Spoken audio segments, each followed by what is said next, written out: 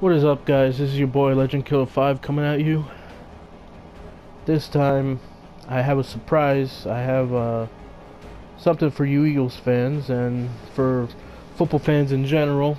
Now, because of the way this year played out with the Eagles in our season in real life, there's going to be some changes, and Chip Kelly already got released as the head coach, as we know, and some things are probably going to change, and when I had some quiet time to think about some things, because whenever I'm bored I like to think about some things that would keep my mind busy, and so what I was doing, I all of a sudden had it in my head that the Eagles should go back to a 4-3 now on defense. Now, as you guys know, once again, a 4-3 is 4 down linemen and 3 linebackers. Now, I've always liked a 3-4 because it makes the outside linebackers very versatile to rush the quarterback, to play coverage, contain the quarterback, and do all those great things. But something that kept sticking out to me was, I went on YouTube and I looked at highlights for our players on defense, such as Jordan Hicks, and I thought to myself, you know what? He had a great season. If it wasn't for that injury, he probably would have been one of the nominees for Defensive Player of the Year. And I thought to myself, what about all these other linebackers here? And I got it into my head that the best way to utilize Connor Barwin and Brandon Graham is to have them rushing all the time.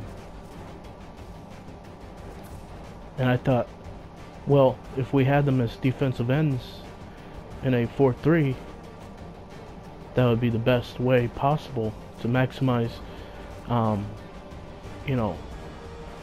their rushing ability. Now, don't get me wrong, a 3-4 is still a great way to cause confusion for a lot of offenses, and it's versatile in stopping the run and playing coverage as well. But in my opinion, you wouldn't need all that stuff if you had personnel for the 4-3. Don't you want to be dominant defensively? And I thought to myself, I'd rather be dominant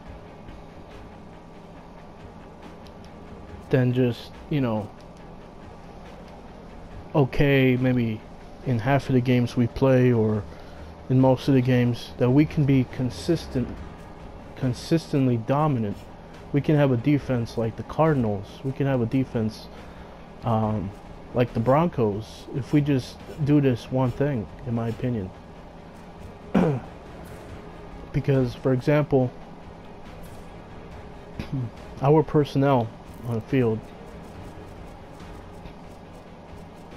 Connor Barwin at the left end position is all of a sudden he has a 96 overall, and Brendan Graham goes from like an 82 overall right outside linebacker to a 94 overall outside linebacker. Now, they were pretty much, I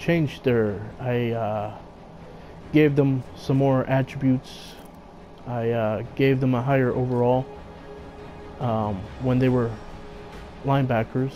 For example, Connor Barwin, I believe, was maybe an 88, so I didn't have to do much for him. But Brendan Graham was probably in the mid to high 70s, and I gave him like a low to mid 80s overall for him at right outside linebacker, because he had to replace Trent Cole, and you know, Trent Cole was the only thing holding him back. So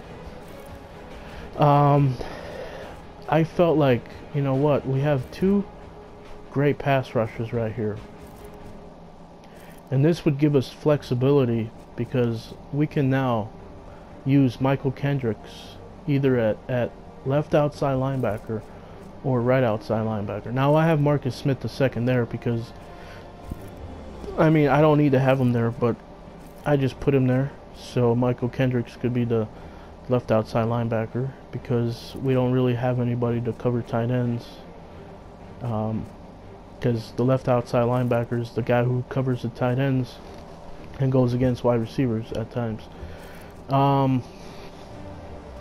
Let's see here. It took me a while to make up this roster right here, because I kept thinking, well, Kiko Alonso, his natural position was right outside linebacker, but then if I put him there, Marcus Smith would have to be his backup, and then I would only have D'Amico Ryans at middle linebacker, because I would have Michael Kendricks at left outside linebacker. So the best thing I thought was having Kiko Alonso as a starting middle linebacker. Now this is a 4-3, so whoever the backup middle linebacker is, he doesn't get to play most of the time in the 4-3. And I thought to myself, I was okay with not having D'Amico Ryans starting and having him as backup on the 4-3. I was okay with him, you know, because Kiko Alonso, in my opinion, right now is an upgrade because of the injuries D'Amico Ryans has had. Just in the video game, Kiko Alonso is an upgrade. He's younger. He has the same almost the same playmaking ability, or better. He has some good attributes, and D'Amico Ryans is getting up there with age, and he's getting slower, and it's getting harder to user with him in Madden. So and Jordan Hicks I have as a backup here too as well. You know, I just couldn't make everybody happy. That's the only problem with having a 4-3, having players having to let go of some players, or just have them be in a backup role. Literally, like, the only time they'd be able to play is if we would have some packages in the 3-4, or like, you know, other kind of defensive scheme, like a 5-2 or something like that. I don't know. Even then, you know, the backups wouldn't get any time. You would have to substitute them in, which isn't a bad thing either. But I had Marcus Smith the second here. Now I know what you guys are probably saying is he's not good enough yet, but a right outside linebacker, in my opinion, he doesn't have to rush the quarterback. You know, in a 4-3, he can play more coverage, and I feel Marcus Smith can play enough coverage. And then Kiko Alonso can be a dominant middle linebacker again in a 4-3, and Michael Kendricks can use that speed to chase down ball carriers and get to the edge and play tight ends and wide receivers, and, you know, just you know, blitz if he wants to, because he wouldn't be able to do that much at middle linebacker. So because I changed the linebackers here, in my opinion, this makes Fletcher Cox and Cedric Thornton even much more better. Now their overalls haven't gone up because of this change that much, but Cedric Thornton for the most part stayed the same, or went up from an 85 to an 87, and Fletcher Cox was, I believe, at a 90, so he went up 2 as well. And all of a sudden, we have this dominant defensive line here, and now we have versatile linebackers everywhere. And now a lot of people say that bigger corners are more suited for the 3-4. In my opinion, I would still like to have bigger corners no matter what. I still have Walter Thurman and Malcolm Jenkins. Now, here's something that I get upset about. Malcolm Jenkins, in my opinion, is a top 5 safety in my opinion. Definitely top 10. Sure, he may not be one of the fastest safeties, but in my opinion, he's got great tackling.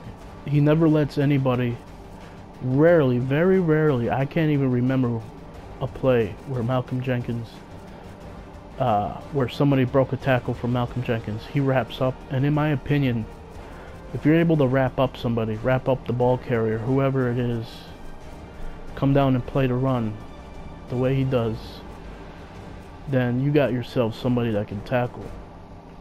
Now, they had him at a 62 or, you know, really low 60 or high 50s with tackling. In my opinion, that didn't do him justice.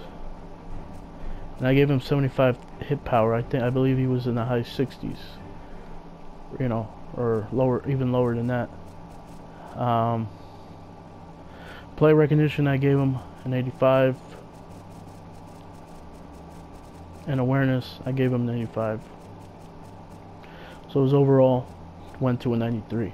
Now, I did this because this is where I felt he should be. Now, a 93 overall may not do all these attributes justice. Maybe he should really be at an 87 or a 90, but all these attributes that I felt that he has gave him 93. So I'm gonna stick with that. Now, I know that in years past, Madden would give players obscene amount of overall changes. For example, if a player played great consistently for 2 years, they would give them, you know, an elite overall rating for that player. You know, it's almost like Madden Ultimate Team. Like, you have like their elite versions. Now, in my opinion, Malcolm Jenkins played much better when it came to the Eagles. Now, I didn't know much. I mean, you know, he was still making plays for the Saints, and he was still making a name for himself. He made a name for himself, but when he came to us and I seen him play firsthand, I mean, that guy is a beast. If you guys seen the way he tackled Brandon Marshall, it wasn't a hit. It wasn't a hard hit.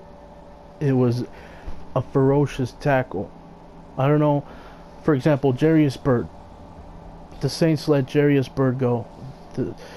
The safeties that were on the market were Jarius Byrd and other safeties, and Malcolm Jenkins was the one. And I said, I want Malcolm Jenkins. I didn't even think of Jarius Byrd. I said, every time we played the Saints, that guy always gave us problems. That guy always put the defense in good position. He was a good signal caller for that secondary, and I wanted him for that. And you know, I felt like we struck gold with Malcolm Jenkins both years. For his first year with us and his second year with us, we struck gold with him. His versatility, where he can man up on a slot wide receiver or man up on the best receiver at times and press them and be able to run with them and come down and you know, be a defender in the box and stop the run, and, you know, make outstanding plays and just have great pursuit and tackling. You know, just making plays and being so consistent. You can't go wrong with that. So Fletcher Cox and Cedric Thornton, they are big enough defensive tackles in a 4-3. they are big enough